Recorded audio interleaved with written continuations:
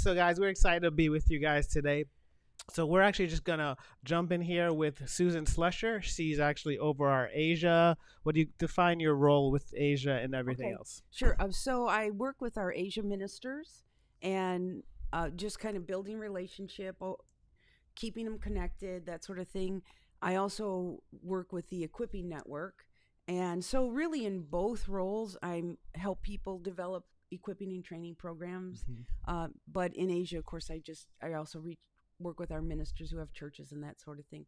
So just build relationship and preach Yeah. the word and hopefully encourage them. That's Yes. my goal. Yeah. I hope Yeah. that I do Yeah. and pray with them and that sort of thing. Yeah, absolutely. So we're glad to be with you guys today. So we're just going to jump in and just have a conversation about the prophetic and just kind of share our perspective, share our experiences, and hopefully encourage you guys in the prophetic and helping you grow as we dialogue and conversate and give you guys some opportunities to ask your questions also. So I want to jump out and just kind of share something that I recently heard Dr. Tim share. Okay. His perspective on the prophetic. That's always interesting right? when Yes. we hear Dr. Tim share Yes. anything. It And sets us it our wheels absolutely in is. motion. Okay. And I've been around him for a long time. Yeah. And I've never heard him say this or define Okay. it this Okay. way until Okay. just recently. So I want to share that with you, and we'll talk about that. Okay. But basically, his way of describing the prophetic is saying that it's not just about the gift of prophecy. Mhm. It's not just about the demonstration of prophesying what is about to happen or coming, but looking at the prophetic as holistically a part of our Christian life, and it encompasses all the gifts of the Spirit, and it encompasses all the expression of being led by God in our lives, in a Okay. daily life. So I've never heard it defined clearly that way. Yeah. So because when you hear prophetic, I'm always thinking about a prophetic word specifically is how I've tied it personally. Right. Yeah. So in that perspective, kind of how do you see that play out? Okay. Well, first of all, I agree with you, Jermaine. I don't even know that only you taught Mhm. it that way. I think that is kind of the way a lot of us took it, Mm-hmm. was recognizing the prophetic was now once again recognized as a gift. Mm-hmm. And that's part of course, Bishop's mandate was to bring that into the earth. But I fully agree with Dr. Tim that it should be our lifestyle. Yeah. So thinking about this, I'm going to give a little not theological and Sure. probably not totally historically That's accurate, fine. but my perspective. Yeah. Okay. And that is when you think about the fact that when God created mankind, he walked and talked with Adam and Eve. That's what the scripture tells us. He walked in the cool of the garden, which I thought was really cool because it was in the evening. And I don't know about you, when I went to all of these other types of churches, they would talk about how you had to get up at 4 o'clock in the morning to do an hour Bible study, and you study the Word and pray. And it's like, I'm a night owl, and I don't get to bed till 1, and then I have kids. How can I get at 4 and do this? And so when I realized that it was in the cool of the evening that God walked with Adam and Eve, I was set free. Yeah. So he created mankind to have a walking, talking, just a conversational relationship. So you think about that and you think, when God created Adam and Eve, he said, I want you to take dominion over the earth. I want you to name the animals, right? He told Adam. So when they were walking, don't you think they were talking about God's plans and their plans and how together they were going to accomplish all that God had mandated? And then, of course, we know that they were disobedient, and through the disobedience, they were no longer able to be in that place of paradise, and now they had to work hard.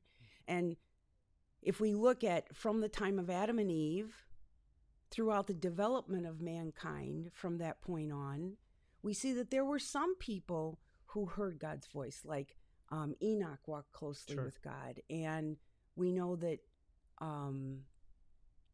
we know Job had a conversation with God, but we know that Noah, right, heard God's voice, and so he followed. So there were some people who were obedient to God, but when we read, we see all over the world as mankind was spreading, a lot of mankind wasn't. Yeah.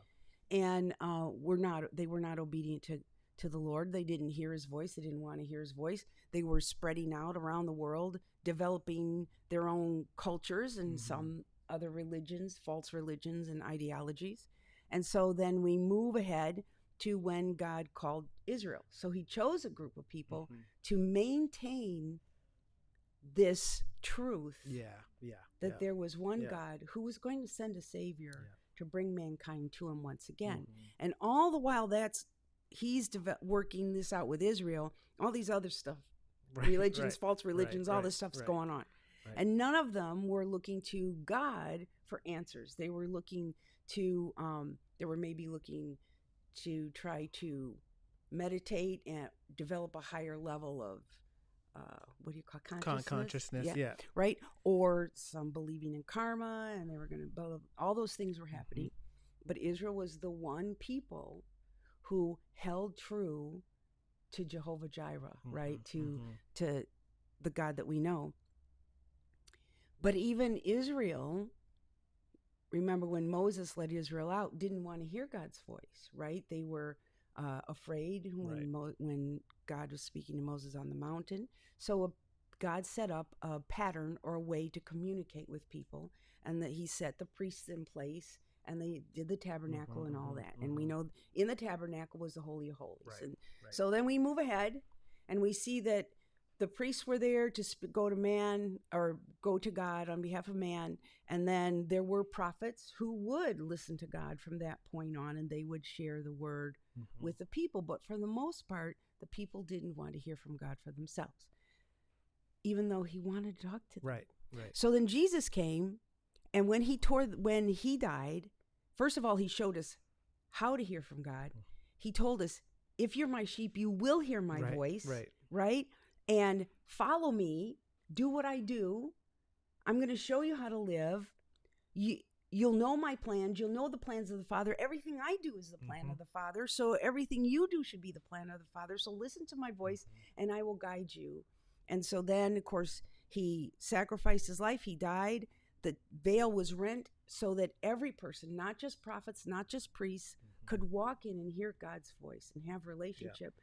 And I think that is a great demonstration of what even Dr. Tim is saying, is we're all supposed to hear God for ourselves, so we can hear his plans, and we can walk out our day and our lives according to his plan for our life. Yeah, and I agree with that. I know and it's a long answer. No, I get it. It's all right. Okay. I think, and I know what we mean when we say hear God. Yeah. And I know, but I think that's limiting in one sense. Because when we say hear, I think most of us think of conversation. Right. You hearing my voice, you understanding. But I would probably define a little bit more in communicating. Yes. Right? I agree. Yeah. And so communication is sometimes body language. Yep. Right? It's tone. Yes. It's all of those things is a part of communication. So not just the words. Correct. And so I think, so living the prophetic as we're talking about it fully, I think it fills our lives, not with just us praying, God, what are you saying? As God, how are you showing up in my life? There you go. Like how are you demonstrating yourself through my family right now? How are you showing up on my job right now?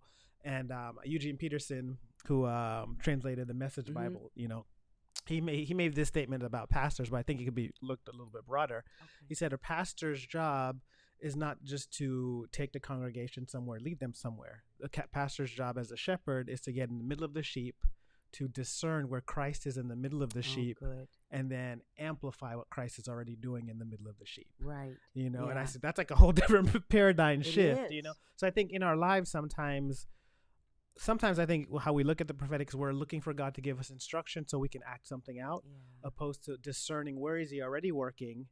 And me being a prophetic person, I become attuned with how he's speaking, how he's moving in my life, and begin to partner with that a little bit more intentionally. What do you think? Does that make sense? It makes perfect sense. And I love what Eugene Peterson said, because that all comes down to a place of relationship once again. Yes. You get into the sheep, you build relationship with them to really know where they are. Yes. And God is a God of relationship, which he demonstrated right from the start. Yeah. And we forget that. Yeah.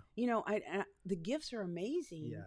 But sometimes we just want to show off the gifts. Yeah. And we forget that really the core of it is just that relationship. Right. And out of relationship, we can live a prophetic lifestyle, because we take time to listen however he's communicating. Yeah.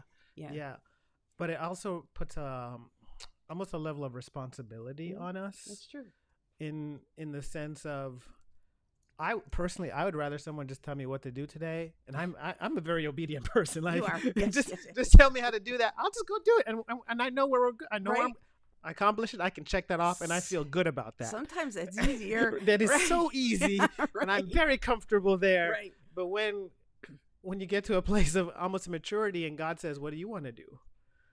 and I'm like, "What do you mean? What do I want to do?" Like you're putting that, because like the same thing, like you've talked about, going all the way back to what Adam, right? He said, Right. name the animals. Right. He basically gave Adam that Can place. you imagine? I don't know. Kudos to Adam. It had taken me 3 days to come up with the first name for the animal. I'd been thinking about it, Maybe Adam wasn't quite the I contemplator you know, are. I know. And so that level of the relationship, I think it's the key, is because it's not one-sided, Right. where God is giving commands and we just follow those commands. You're right. I'm in this relationship with him, Right. and he's asking me questions that I have to answer. Not have to answer, but I'm invited to Sure. answer that question from who I am and who he's made me to be, Yeah. in that dialogue, in that prophetic conversation, as you would say, True. that's ongoing with God. And Yeah. I think it reminds me of a story where God's going to destroy the city, right? And he comes down and says, is there 10 righteous? And, right, and the right. negotiation goes back Right. on, where he's God. He can do whatever he wants. But I think it's the inviting us into that place of connecting with him and communion with him and dialoguing. It's like almost like a place of demonstrating life together. I don't know how to describe it. But I think we're not just living life as robots. No. We're Yeah. living life with him, hearing his voice as we go, and seeing how he unfolds in our lives. Yeah. It's true. I mean, again, let's go back to Adam. If Adam and Eve were living as robots, they would have never been disobedient. Right. Right? Right. So it's always a choice to live with God and according to his plans, but he does give us the choice. And the great thing is, because of grace and mercy, he works in the midst of our mistakes. He forgives us for those mistakes. Correct. Thank and, God. Yeah, right? Yeah, right. And kind of redirects, and Yeah. kind of like a parent with a kid. Okay, Yeah. you shouldn't go this way, so let me kind of lead you to the next. And he lets us make choices. Yeah. And I appreciate that. There have been some times in my life where there have been some major changes, and people might assume. Okay, so I'm just trying to decide if I should go here or not. Okay, so of course, my husband died about 9 years ago, and many people around here and around me, and I was 61 at the time they died. So people assume at 61, you're probably going to want to get remarried and all that thing. And to be honest, when that first happens, you're just not even ready to think about it. But somebody came to me, and this is a woman that I have respect for, and I'd only met a couple of times, very strong in the prophetic. I haven't heard from her since, but she was here, and she said, I'd like to take you to lunch. And I said, okay. And she said, oh, so we had a nice visit, and da-da-da. And she actually lived up in Wisconsin, and it was someone I met through someone else, just didn't know her well. And she said, I just feel like the Lord wanted me to ask you a question. The Lord's asking you a question. Okay. And I said, okay. And she said, he wants to know, do you want to get married again? And I'm like, isn't that interesting? Because many people assume you want to, or assume you should. But the fact is, God said, I can choose whether I want to or not. Yeah. And even though I know that there's a call on my life, I work with the folks in Asia and help people with programs and stuff. So an extent of a call, I preach and that sort of thing. God wasn't saying, in order to fully do what I have called you to do, this is the next step you have to do, or you don't have to do. He didn't say you can or cannot. He just said, do you want to be? Yeah. And that was something that touched my heart so deeply about the Lord's willingness to work with us. Yeah. And as you said, not always order or tell us what to do. Right. Maybe it would have been easier, but he was like, what choice do you want to make? Right. So isn't that great? He's such a great father. Yeah. And I mean, I think of the scenario of, like a kid having playtime, right? Like, okay, here you go. You have this time to play. And the kid has boundaries to play in. Like, You may play in the living room with your toys in this space. You cannot go outside right now and play. And so the kid necessarily won't, the mom is not going to tell the kid how to play. Okay. Right? Right. The kid has freedom Right. to play, but within That's that boundaries. good. Right? Yeah. And so I think that's kind of what God does with that sometimes is there's certain things I'm leading in your life, but there's just certain areas that where I'm giving you boundaries and you can play in this area, and that's your free choice how you play. Yeah, that's good. You know? Yeah. But okay, you're called to go to Asia, you're called to minister, but within those boundaries, you can play. Right. You know, you can show up in however you want to show up in that space because of who you are. Yeah. You know, and so I think that's one of the freedom that God gives us. I agree. To live that way. But as far as like, you know, I think some people think, I'm not prophetic. God's not speaking to me. Or they come from a very denominational background where it's, if I just have read the scriptures, that's the only thing I'm going to get from God. There's no external way God communicates or anything like that. How would you invite people maybe to take a look at that or embrace other ways of maybe looking at how God can communicate to them? Well, you know, I think part of the reason that people feel that way is honestly because of the way we as the church have represented it. The way we've represented prophets, the prophetic, and even the gifts. That's one of the things that I appreciate about Christian International and about the training that we have and about Bishop's approach, especially when he talks about the saints movement, the saints movement, that sort of thing, is if we really take a good look at it, we see Scripture doesn't say that only prophets prophesy. Sure. There's no way in Scripture that it says that you have to be on the platform to prophesy or that you have to go to Bible college to prophesy, right? Jesus said, my sheep hear my voice. God created us to hear his voice. And so every believer, you know, when that veil was torn, it was torn for every believer to come in and be close. It wasn't torn for the leaders to come in. Right.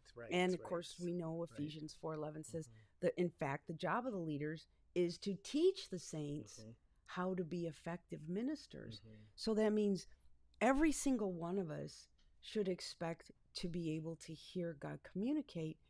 The thing is, we've been taught some things that I don't think was quite accurate. And again, I think you brought this up earlier. Sometimes we think that God speaking is the voice of God, this audible thing. And so many times people don't recognize that God has been speaking to them. Right? I was one of those people. As a kid, I'd say things and my mom would say, Susan Lynn, where did you get this? And I'm thinking, of course, I was a child and I was taught to be respectful. So I didn't look at her and say, it's obvious. But I'm thinking, it's obvious.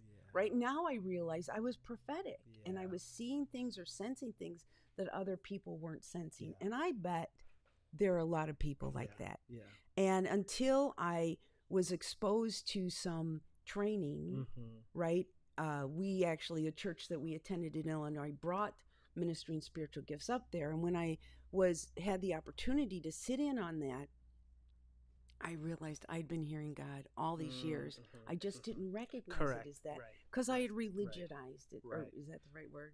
It works. We'll go with it. Made it religious, you know, because that's what the church had done. Right? Yeah. So does that? So it does. So okay. So with that, I'm just gonna kind of play the devil's advocate here a little bit in the sense of, okay, with saying that, wouldn't everyone be prophetic in one sense? Because in the sense of, you might not realize or be conscious of it. But in one sense, I think as a Christian, as a believer, we're all prophetic in one sense. I agree. You know, like I agree. We might not call it that. We might not be fully conscious of it or aware of it. Because if we're living lives trying to please God, trying to honor God and praying and trusting God to lead us and guide us through our lives, we're all kind of doing that and being led by the Spirit to the degree that we're aware of. Those are key words, led by the Spirit. And so when we say we're all prophetic, that can sometimes scare people, right? But if you say led by the Spirit, we can, especially charismatics, we can go a little more with that, right? Being led by the Spirit. And I think that is the way we're supposed to lead our life every day. And in our perspective, meaning Christian International, our perspective, of course, is prophetic. But this brings us all back to Dr. Tim, that this should be our lifestyle. Correct. Whether you call it prophetic or being led by the Spirit, is that one and the same. So it's recognizing, as you said, how God communicates, because it's not always correct. Right. Yeah. Just by a voice. And so being here, and I've been here almost 20 years now. Okay. Is that crazy to think about? It like, is. I've lived here longer than I've lived anywhere else in my life. Me too. Wow. Yeah, time flies. It does. And so, being through the training and being a part of the culture of CI and everything, the language we use has just brought greater awareness. Okay. So going through our training program of how we teach people how to hear God and recognize that it's God, it just brought more intentionality and awareness to me to know. Right now I'm focusing on hearing God. Right now I'm going to minister to someone. Okay, Lord, what are you saying? And and it's more about, not that God wasn't speaking, but what I'm doing is intentionally tuning in to hear, right? Yeah, right. And so I think a lot of people just hadn't been trained to do that. I think you're right. And so God may be speaking to, I'm guaranteed God's probably speaking to every person, every really believer who's seeking God. He's moving and he's speaking their life, but it just comes down to, do we have the tools? Have we been made aware of how to recognize that it's God and teaching that it's God? And I think that's one of the things I like about what we do here, is how we equip. We don't just say our trainings are for pastors and leaders, right? Right. Our trainings are for every believer. They are. And what we're actually just teaching people, we're not actually giving people anything they don't have. Ah, good point. In one, like they're not. Since we're not, yeah. Maybe an awareness that's really what we're giving people more than anything else. Yeah. Is the awareness of how to recognize and look at how God is already probably moving in their life, and showing them how to pray in tongues, how to tune in and connect and hear what the Spirit is. And we create a great atmosphere for do that through our trainings. And you've been doing the trainings for however long now. Yeah, about 20 years. Yeah, about 20 years. I don't know. Have you ever seen someone where you feel like didn't get it?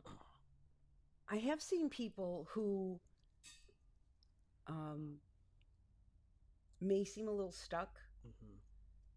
So as a trainer, that's probably for me, those are the times that it's really fun. Okay. Because it makes me push past what's familiar to become aware of their need and find a way to help them connect. And so there are people that kind of jump right in, and there are some people who hesitate. And again, usually it's because they're afraid of being wrong, or they don't feel valued, they don't feel worth it. There's a lot of shame, right? And so you have to learn just how to kind of help walk them past the fear and walk them past the shame. And those are the two things that I see hold people back. That makes sense. Kind of most often. Yeah. But I don't know that I've ever had anyone complete the training who participated, who didn't walk away feeling as if they'd gained an ability to recognize God's communicating with them, and they've gained more confidence in that. It's good. I remember the first time I went through it, and I didn't really know what was going on. Okay. So I was going through the training, and they taught the restoration and God speaking and all that stuff, and I was like, that makes sense, that's good, that's great. And then they said, okay, now we're gonna get up and do these activations, and you're gonna find a partner and pray with someone. And I was just like, all right, I am here.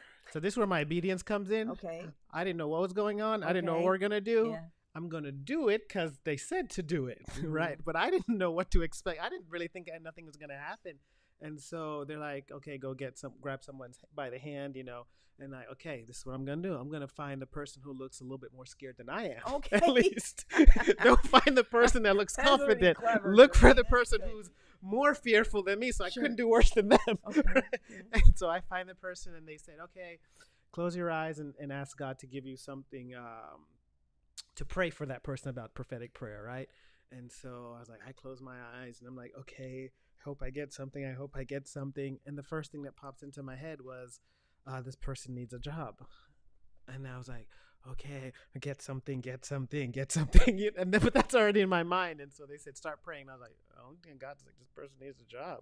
Okay. So I start praying for the person, and tears start coming down their face. Oh, wow. and they're like, yeah, I've applied, I've been searching for some things, and it's been very difficult, and I prayed with them about that. But they were touched, and I was blown away at the same time. Isn't You that know, I'm like, something? I heard God, like, Yeah, you know, wow. and at the same time, I was ignoring what I was getting because I was like, get something. I need something deep and something, you know. That's a key Yeah. word, need something deep, because we think sometimes it has Right. to be this, Right. and it's And like, what do we define as deep? right, because what are our Sometimes. real needs? You know, Yes. we did like a turn behind you kind of thing. You know how Mm-hmm. Bishop likes to do that, turn to the Mm-hmm. person behind you and then get a word or whatever. And it was on a Friday night here, shortly after we moved down. And I had received a prophetic word about 2 weeks previous to this night, Mm-hmm. and something in the word had just kind of left me a little unsettled. Okay. And so when I turned around and I shared with the lady who was behind me, and I had a vision. So I shared the vision and she related to it. And that was, I guess that was good. And I Mm-hmm. was kind of surprised that I had the vision because it was kind of cool. And so, anyway, and then she said, I only get 2 words. And so, having been around here enough, I knew to just Right. encourage her, just Right. share those 2 words. It's okay. Right. And she shared pure heart. And those were exactly the 2 words I needed to hear to put at rest what had caused me to be Wow. kind of unsettled. Yeah. And so I'm sure she felt that pure heart was not deep, Sure. but for me, it was Yeah. exactly Yeah. right. Yeah. Right? Yeah. Because, and so Yeah. God knew what I needed to Yeah. hear. Yeah. So she heard God. I think you said something that I thought was really valuable because you said, "What are our needs actually?" Yeah. You know, and I sometimes we're looking for the angel to blow the trumpet or this, you know, Yes. really ethereal looking thing. Right. But what are our day-to-day human needs? Where are we living every day? You know, Right. how are we interacting with one another? What are we struggling with? What are, you know, where's our Yeah. faith? You know, those kind of things. And I think sometimes looking for the deep or the big or whatever, Yeah. and we're missing those simple Mm. nudges that encourage us just today, Yeah. you know. I think that's great. I agree wholeheartedly. It's kind of like, again, let's look at it from the perspective of you have to be a prophet on the platform. Right. Right. And Right. so then you kind of have that level of Right. expectation that they're going to give this deep, awe inspiring Right. word. But the reality is, most of us don't live off the platform. Correct. Right. Most of us, you know, have to go out and live daily lives Yeah. with struggles every day. And sometimes it's just as simple as, you know, you have an argument with someone that you love and Mhm. you need to know everything's going to be okay. Right. And so someone walks up to you and just tells you, hey, God wants you to know Right. everything's going to be okay. That's all you need. Right. You don't need to know how the whole Right. world is going to come to an end. Right. Right. Right. Right. You just need to know right, Right, now right, everything's going to right, be okay in right, your life. right, Yeah. right. Yeah. You know, and this might be controversial in the sense of it's true. I appreciate the big gatherings. Oh, yeah. You know, and I Sure. appreciate the big prayer meetings and all those kind of things, and those have a certain level of impact. Mhm. But I think where people are day to day Mhm. and how we live day to day and where we need God to show up day to day, it's like God save our nation, which is, yes, I agree. Yeah, agreed. But God save me through this week. Yeah. You know, like help me through I'm tired right now. This is what's going on. My family's here. This is what's going on. I Sure. need to process where I'm actually living day to day, Right. opposed to the big picture of the nation, save the nation. I think there are assignments for those, and I think Yeah. that's important too. But I think when we focus so much on those things, sometimes we can miss the way that God wants to show up in the little and in the simple. You know? I agree. And as prophetic people, the great thing is someone could hear a terrific message, a Mhm. terrific evangelical message about having a relationship with Jesus and all the benefits from having that relationship. And yet, because of whatever's gone on in their life, not receive it for themselves. Mhm. But you, being intentional, listening to God, walk up to somebody and just give them a word of encouragement. Or I don't know about you, but I'll have the Lord say, just this last time I was just traveling from Bermuda because we had a graduation there, and I was traveling home, and I had a long layover, so I stopped and got something to eat in the restaurant at one of the restaurants in the airport, and the Lord told me to give this server a tip, and it was a sizable tip, and I've learned now to quit arguing and just give it. Right. Right. So I did. And then she started to say, you don't know how helpful this is, because I had some kind of a problem and I had to take off 2 weeks of work, and I just bought my daughter a car, and my daughter and I have just made, and she went through this whole thing. And it's like, and so, I just kind of put the cash in her hand, and she walked away, and she came back and she said, this is much. And I said, I know this. God told me to give this to you because he knows what you need, and he cares about you. And this may not meet your whole need, but he wants you to know he cares about you. And, she could have heard a lot of great evangelical messages, which could pierce her heart. But how much did it pierce her heart that God sent somebody to say, hey, I care about you, and I know where you're struggling, right? And I think he wants us to be those people, right? And it's not about giving money, but it's about be that person who will give the encouraging word, because they had a fight, right? And so I have all kinds of weird situations, like going through, even through a drive-through, and I get, I place the order and I drive around, and as I place the order, the Lord says, this woman needs to be encouraged. And I'm like, there's a whole line of people behind me. What am I, so how do you do it? But he makes a way, and you just give, and it's amazing, Jermaine, isn't it? How you can give a quick word and you see their face change. And even though you drive off, you left them a part of God with them, and touched their heart in a way that I could have never touched their heart. Right. And that's the people we're supposed to be at. I 100% agree. And I think it's this, sometimes, we look for problems to be fixed or solved, right? We're like, okay, Lord, we need you to fix this or solve this or show up and turn this around. And sometimes what I found is God doesn't always just fix it right away, but he'll bring that encouragement that almost feels like it was fixed. Oh, good.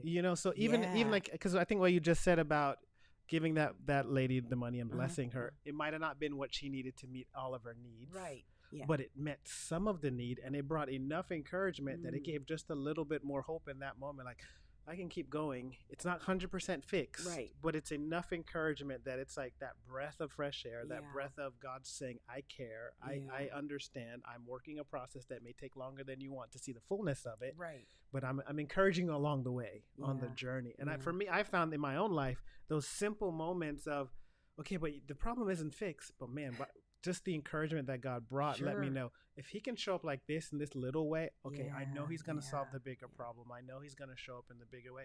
And sometimes our hearts honestly just needs to know someone cares. You're right about that. Oh, yeah. Because there's, especially today, there's so much uncertainty in the world. And I just actually, one of the messages that the Lord had me writing lately was about, we are called to bring order to the chaos. Ooh. And that's the thing, is everybody's life, or most people, have some chaos going on in their life. What if your whole life is chaos? What does that say? Well, I haven't been able to answer that question for myself, so I don't know that I can answer it for you. I'm asking for a friend. I'm asking for a friend. Like this friend, because I'd like the answer. Anyway, but sometimes that, as you said, just that little encouragement may not wipe out the chaos, but it helps put a better perspective on it, because God is in charge, right? Yeah. And so he does bring some peace or some order to something. Well, that's so good. Thank you for sharing that. So those of you that are online, I want you guys to, if you have questions about anything that we're talking about right now, I'm giving you an opportunity to jump on YouTube, head over to the chat section, and go ahead and throw any questions you have for us as we're discussing these topics. Just we want to hear some of your perspectives and anything that we're saying that could encourage you. So I've got the computer up right now, so I'm seeing your questions and comments. I've seen some great comments. People are really encouraged. They're loving this conversation, this topic. So this is really, really good. And so, I mean, we're just having this conversation because we want to have the conversation. You guys just get to listen in. So there we go. We love to have conversations. Yes, we do. We have conversations frequently. So this is very natural for us. But yeah, so we actually want to also encourage you that as we're talking about the trainings that Christian National does, we do trainings a couple times a year. We do February on site, and we do September on site physically here. And next month in July, in about 3 weeks, we're doing an online prophetic training. That's the first time we're doing it in this kind of setup. And so you and Jimmy and others will be teaching on that. So if you guys want to do the trainings we're talking about, and what everything we're talking about is really, we're just going to give you the keys and the tools of how to pay attention, recognize that it's God, maybe help you realize how prophetic you are without even knowing you were this prophetic, right? I mean, so we want to encourage you guys that these. How long has we been doing prophetic training? Well, I think CI overall. Yeah, CI overall has been doing prophetic training for maybe 35 years, something like that. And I think the last numbers I saw was over 200,000 people have gone through our trainings. That's probably, and I think probably more than that, because we have other people who do the training, and we don't really even have a count of how many people have gone through the training. I run into people in Asia all the time who've gone through the training with someone else, and we don't even know that they went through it. So, That's so cool what we do. And so we've got hundreds of thousands of people, we'll just leave it at that, have gone through our trainings and have been deeply impacted of how they've learned to hear from God or grow in their confidence in hearing from God. So we want to encourage you, if you've never gone to our training, this is an opportunity. If you feel like you don't have time to get here, we're doing it online. So we're giving you the opportunity that you can jump online. And then if you do want to come in September, we're offering it live on site. And we do activations live in person. So, one thing I love about how we do things is we teach you and then we throw you in the water. Right. And that's what the activations are, throwing you in the water. Throwing you in the water. And I've talked to other people who have gone through prophetic trainings in other groups that have sat down through entire lessons of prophetic training and never did an activation. Oh, really? So they just learned the knowledge, And so we actually, before you leave here, you're going to be able to do all of that stuff. Right. So we are excited about that. So those of you who are on Facebook and other channels, go ahead and click the YouTube link to go ahead and jump onto the YouTube page. And so we're doing something really special for you guys, for those of you who want to do the online training next month. You're going to get $20 off if you put in the code LIVE20, and that expires on the 4th of July. So you have a few days to take advantage of that. So if you guys want to do that, the coupon code is right on your screen right there. It is LIVE20, and you're going to put that in when you go register, and you'll actually get $20 off. I twist some arms in the office and made that happen just for them. All right. Yes. Good for you. Yes. Hopefully that $20 doesn't come out of my paycheck. All right. So we're excited about giving you guys that opportunity to jump into that. Let's see here. All right. So go ahead and share your questions in the chat, and we'll continue our conversation and just be paying attention to the chat to see if you guys are asking any questions. We have something here. When are you in Asia? Does the way you minister prophetic training or MSG change a bit according to their culture? That's a great question. I haven't been in Asia thanks to COVID since the end of 2019, but I am going in August of this year, and I'll be in Southeast Asia and Korea. It doesn't change much, really, because of culture, because the biggest change probably would be in our teaching, when you say, Jermaine, because sometimes the examples we use have to be adjusted a little bit because they may not fully relate to an example that we use. But the principles are the same principles. Yes. And these are the principles of the way that God communicates. We teach specific things about what we call prophetic protocols, and that would be the way that we recommend that you do or do not approach people when you're sharing God's voice with them. So those principles and those protocols, I think, are pretty standard and consistent because they're biblical. Activations, in my experience, doing activations in the nations that I have, where I've taught, sometimes the people are, because of the culture, may be a little more reserved. And so getting them to step into activations can be a little bit of a challenge. Have you noticed that? Yes. And then others get so enthusiastic that you don't even get to tell them the instructions because they're just doing it. They get so excited about it. So I think it just kind of depends on the group, but the teaching really remains pretty consistent, and the activations are same as well. Yeah, I think for me, not specifically with the Asia part, but I've observed based on the audience and based on the congregation, you kind of discern, where to spend a little bit more time in the teaching, because you're like they probably need a little bit more foundation in this area, and you'll spend a little bit more time. And I found other groups, I see this in the church culture, they have this part down, so I'll mention it, but I won't spend as much time on it. That's true. And I think that's years of teaching it, you kind of learn how to discern and to see that. And you're sensitive to the Spirit, and it's honestly, as you teach it, you're because you are prophetic, you're sensitive to what is happening. True. Absolutely. And so it's one of the fun things about teaching is when you go into a fresh group and they know nothing about nothing. And you watch their face light up, and they're like, oh, "I heard God," and that is like the most rewarding feeling for me. Just watching them for the first time do that. That's the thing that keeps it fresh for you, isn't it? Or for me, is because you're teaching material, you could do it in your sleep. I mean, but every time you see that light, in that their countenance change, their confidence increase, I really do hear from God. It's like it's worth it. Yes, it's worth it all. Yeah. And I think that's, going back to what we're talking about, I think that's a part of the part we get to play, right? Yeah. That God invites us into, helping to bring others into that truth that He shares with us. I think that joy that we're receiving is also His joy. I think so. Of watching people come alive in this and growing this, that he shares with us, that we get partake in. So I think that's really, really cool process.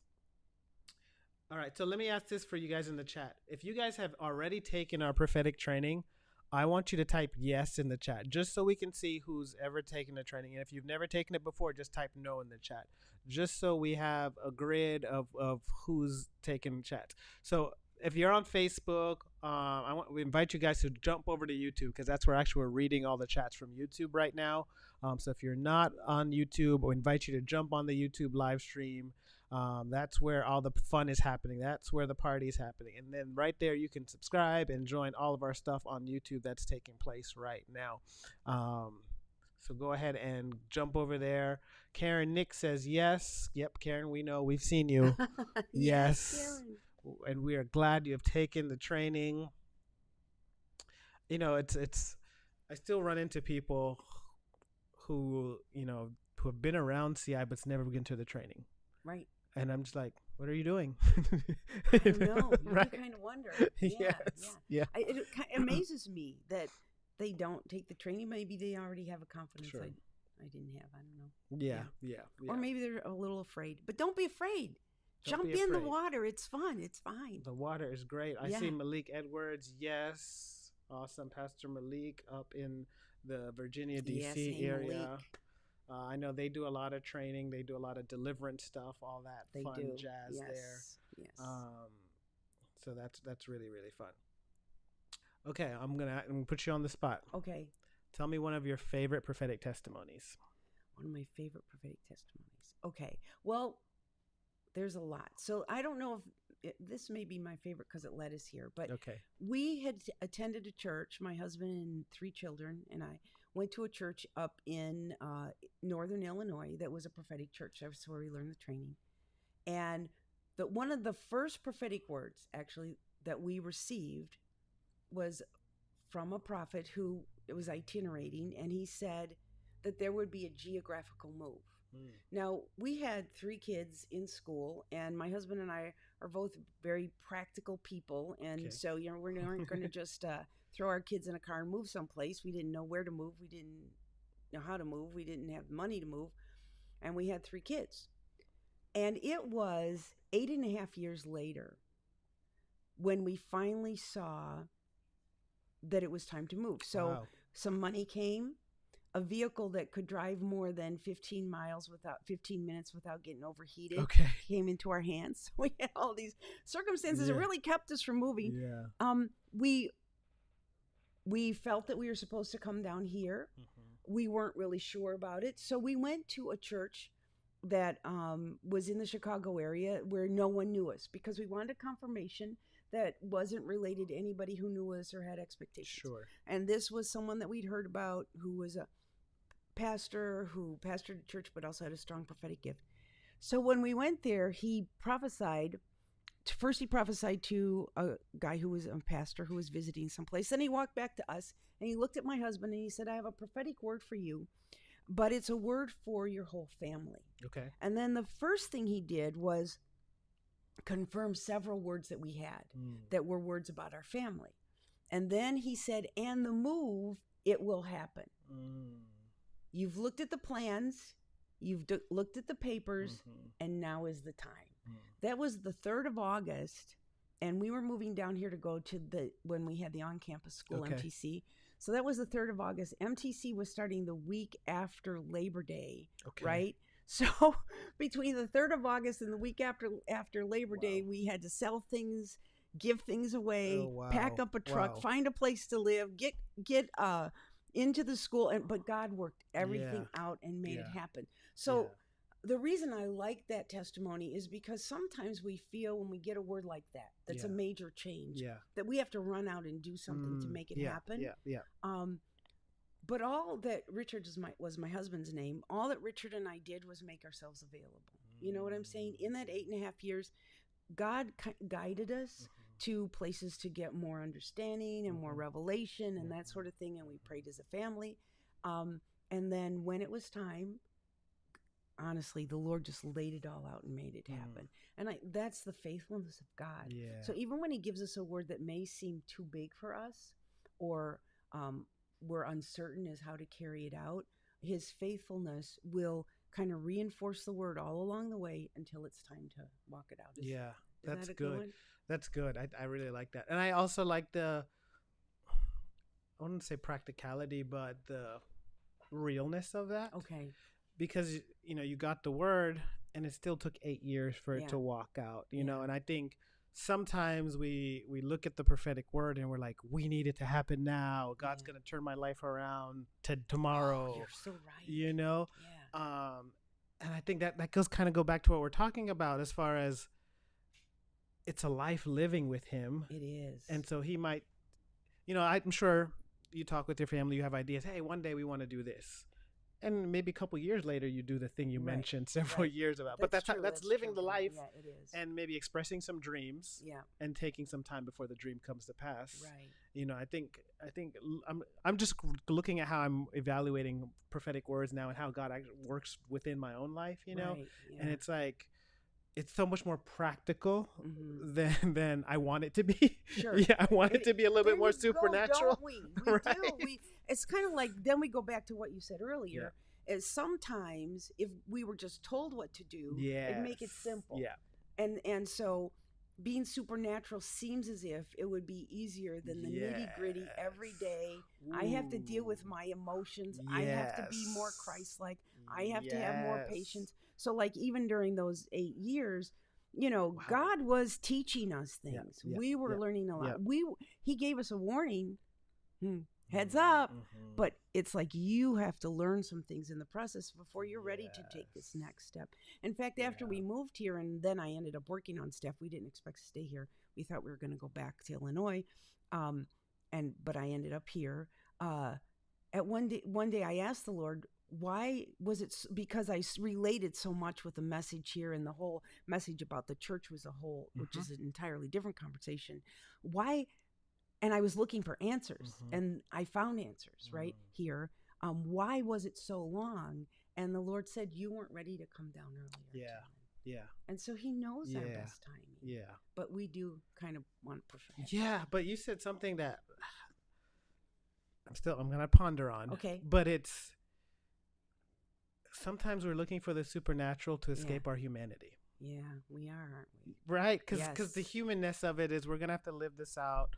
We're going to have to process. We're going to have to learn. We're going to have to grow. We're going to have to feel our emotions, sometimes our bad attitudes. I mean, those people have bad attitudes, not me. Yeah, it's always somebody else. Yeah, it's always someone else. I don't have any pride. No. And man, I do think, I'm going to say I'm guilty of that in a lot of ways, of looking for the supernatural to shortcut growth processes. you know? I do. I mean, like, don't you love to soak in the presence of God? Yeah. But, and it's great and Yeah. it feels good. But the reality is, you soak in the presence of God, you get up, and if you have a family, because I had one, my kids still want to eat. Sure. Right? Sure. Clothes Right. still have to be Right. washed. Right. The washing machine still Right. breaks down. Bills have to be paid. Yeah, you're right. Yes, Exactly. yes. All those things. And so we can't live that life. Yeah. At least now. Yeah. Yeah. Yeah. Yeah. No, that's really, really good. Yeah. We have Paula said, I've taken 1 and 2. We'll be back in September for Good. 3 Hey, and 4. Paula, we'll look forward to you. Awesome. Activations was hard, but brought my faith next level. Oh, okay. That's awesome. We're glad to hear that, Paula. I'm sorry they were hard. I don't know if I am. I'm the mean one sometimes where I'm like, no, we're gonna push you. We're gonna push you. Well, I do like faster. to push. I have pushed people to the place where they were like, I can't do this anymore. And Go to all Susan's class. She'll be nicer to you than I am. I will push you beyond where you're comfortable. No, we love those kind of teachers, Jermaine. Yes. Those are the favorite ones. Paula says, I was recently in a restaurant, saw something about someone there, but I didn't talk to them, didn't really feel led to. After leaving the restaurant, I prayed for them. Okay. No, that's okay. So let's. Thank you. That is a great point. Let's. I want to talk about that because I'm gonna say I'm guilty of some of this too, where I feel the nudge and I don't respond right away, and then I kind of like, okay, Lord, I might have missed it, but I'll pray for them. Mm-hmm. You know, and so kind of just I want to hear your perspective on that. Well, I don't think we should ever minimize the power of our prayers. Sure. And oftentimes when we talk about the prophetic, and we neglect to say that oftentimes the Lord will show us something just for that reason, just so we can pray. Sure. And just when you're talking, I just thought, okay, what else could you do in that situation? And I'm thinking, one thing is obviously pray, like we just mentioned, but even maybe act kindly to that person. Exactly right. Because exactly right. The act of kindness almost there's a good point. Humanizes them again, right? Because they're at a place where they're operating not from the most human capacities of compassion and those kind of things. Sure. Obviously, that person's probably been treated less than human. Yeah. To get to that point, and I'm making some assumptions in what I'm saying in a little bit, but just I think sometimes we can discern something. And in our discernment, avoid a situation because we're like, oh, that's bad and that's evil. I must stay away. Yeah. Instead of saying, oh, I see the darkness there, but I have light. I can at least show some light to that situation. Yeah, exactly. And I'm saying I've been guilty of discerning some things that are harsh. I'm like, okay, Lord, and just kind of praying about it, but praying in a place of avoiding it, like, oh, that's bad over there. That's bad. I'm running away. Right. And now I'm really learning, truthfully, I should be running towards a situation with what I can do. Yes. And I don't have to fix everything, but the little light I can bring to it, I can at least contribute, And you're bringing order to the chaos again. Oh, bringing order to the chaos. Chaos of other people's situations. Chaos in their lives. Yes. And now you're trying to bring order by showing kindness, but isn't that what Jesus did? Yeah. Yeah. I mean, he's such our greatest example because he was reaching what other people consider the lowest of the low, where they were treated inhumanely. Plus, of course, they were occupied by a foreign force and all that stuff is going on there. Yeah. And Jesus never turned away from the lowest of the low. He knew what was going on. It amazes me. Yeah. I mean, he loved Judas just like the others. Yeah. And he knew what was going to happen. Yeah. So you're absolutely right about that. Yeah. I think kindness goes a long way. And I'm sad to say the church isn't always good at showing kindness, but when we partner with God and we hear his instruction, it's so much easier. Yes. Because we can lean on him and he can gives us the grace to be kind. I think that's what the prophetic does. It invites us into those spaces to bring God into those spaces, because if we're invited in, we're bringing him with us, right? Like we're not leaving him behind. And so the nudgings of God in those situations is bringing that light into that situation, which I think it's so important. I agree. That's good stuff. People are saying they're really enjoying listening to this. We see some tears. Oh, that's precious.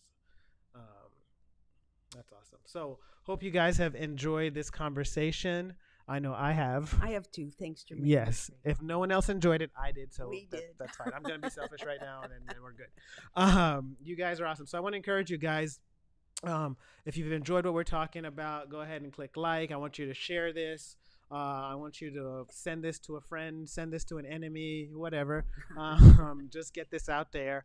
But also, if you're interested in kind of not just hearing our conversation, but you want to participate as far as learning how to hear God's voice in more confidence, how to sharpen your prophetic giftings, and to be intentional and growing in it, we invite you to come to our training next month online in June, and you'll get to see Susan again, and you'll get to see other instructors. Wow, you can cover your eyes so you don't have And and then September, you can also join us in September. Check our website for those dates for live prophetic training here in Santa Rosa Beach. Those are always fun times. they have that special offer by the Yes, 4th. yes. Please take advantage of that special offer. You're going to register. It is live 20. And so when you go to registration page, just put that in the code and you'll get $20 off. It's our gift to you because you watch it live. Don't tell anyone else. Shh, this is just for you guys who are watching the lives. All right. You guys are amazing. God bless you. And subscribe, like all of our stuff on YouTube, and share our stuff. Thank you. See you next time.